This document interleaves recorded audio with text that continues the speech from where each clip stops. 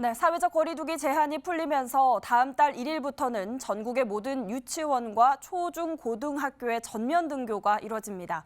아이들의 등하굣길이 안전하도록 하기 위해서 기억해야 할 것들이 있죠. 오늘 슬기로운 교통생활에서는 어린이 교통사고를 막기 위해 운전자들이 유의해야 할 어린이 보호구역 내 사고 예방법에 대해 짚어봅니다. 김진준 기자입니다. 문을 열고 건물 밖으로 나온 아이가 차를 보지 못하고 자세를 낮춥니다. 후진하는 차량 역시 이를 눈치채지 못하면서 순식간에 아이가 차 밑에 깔리는 아찔한 사고가 발생합니다.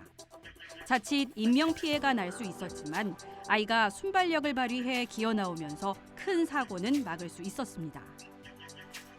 차량이 정지선을 지키지 않았을 경우 위험 사례를 보여주는 영상입니다. 차량 신호등에 빨간불이 켜지고 사람들이 횡단보도를 건넙니다. 한 화물차는 정지선을 지키지 않고 횡단보도 앞까지 내려옵니다. 신호가 바뀌기 전 횡단보도를 건너는 어린이를 미처 발견하지 못하면서 차량은 아이와 충돌하고 맙니다. 도로 위의 아이들은 돌발적인 행동을 할 수 있기 때문에 운전자의 감속 운전과 주의가 요구됩니다. 보도와 차도가 구분돼 있지 않은 이면도로에서 갑작스럽게 뛰어드는 아이들로 인해 충돌하는 사고를 비롯해 신호기가 없는 보도에서 감속 운행하지 않을 경우 어린이 보행자와의 교통사고 위험도 높게 나타나고 있습니다. 최근에 코로나로 인해서 어린이들이 등하굣길에 많이 나오지 않는다는 점을 감안했을 때, 그리고 사망자 수는 줄었지만 교통사고 건수 자체나 부상자 수는 들쑥날쑥한다는 점을 봤을 때에는 아직은 안심하기는 이른 상황이라고 볼 수 있겠습니다. 어린이가 좀 돌발적으로 행동하다 보니까 운전자가 미리 예측을 하지 못하고 위험하게 횡단보도를 통과하다가 사고가 나는 케이스가 가장 흔한 사례 중에 하나라고 볼 수가 있겠습니다.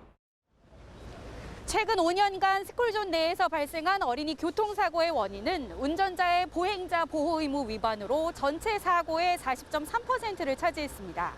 어린이가 횡단보도를 건널 때 운전자가 조금만 주의를 기울여도 사고의 위험을 낮출 수 있다는 얘기입니다.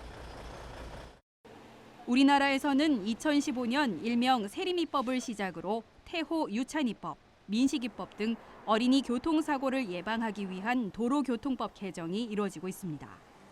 2020년 시행에 들어간 민식이법에는 어린이 보호구역 내에 신호등과 과속 단속 카메라 등의 설치를 의무화하고 스쿨존에서 안전운전 위반으로 어린이가 사망하게 되면 가해자를 가중 처벌하는 내용의 스쿨존 내 어린이 교통사고를 줄이기 위한 조치들이 담겼습니다.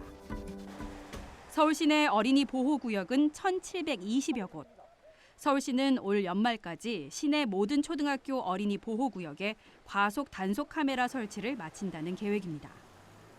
이런 변화들로 어린이 교통사고가 감소하고는 있지만 스쿨존 내 교통사고 위험은 여전히 도사리고 있습니다. 불법 주정차의 경우 운전자는 물론 아이들도 시야의 제한을 받아 갑작스런 교통사고로 이어지기 쉽습니다. 갑자기 뛰어들고 달려드는 등 돌발적인 행동을 하는 아이들의 행동 특성을 고려한 방어 운전이 필요한 이유입니다. 신호등이 없는 횡단보도에서도 무조건 일시 정지를 하고 가야 하는 법안이 시행 예정에 있습니다. 올해 7월부터. 네, 그래서 횡단보도에 사람이 있든 없든 스쿨존이니까 꼭 일시 정지는 필수로 하고 가셔야 하겠고요. 이제 천천히 달려야지 운전자도 갑자기 튀어나온 어린이의 대비가 가능할 것이고요. 여기서 잠깐. 어린이 보호구역 내 교통사고를 예방하기 위해서 꼭 알아둬야 할 올바른 통행 방법입니다. 영상으로 보면서 다시 한번 기억하자고요. 어린이 보호구역 내 도로 위에서는 주정차가 가능할까요? 모든 차량 운전자는 통학하는 어린이 보호를 위해 특별한 경우를 제외하고 어린이 보호구역 내 주차와 정차 모두 하면 안 됩니다. 신호기가 없는 횡단보도 앞에서는 보행자가 없더라도 일단 감속 운행, 파란불이 켜졌다고 생각하고 일시 정지 후 출발해 주세요.